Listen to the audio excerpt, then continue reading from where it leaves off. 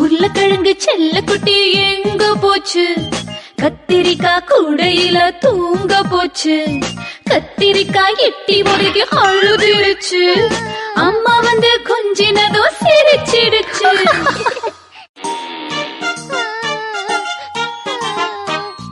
உருளைக்கிழங்கு செல்லக்குட்டி எங்க போச்சு?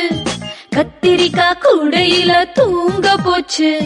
கத்திரிக்காய் எட்டி முறைக்கு அழுதுருச்சு. அம்மா வந்து கொஞ்சினதோ சிரிச்சிடுச்சு.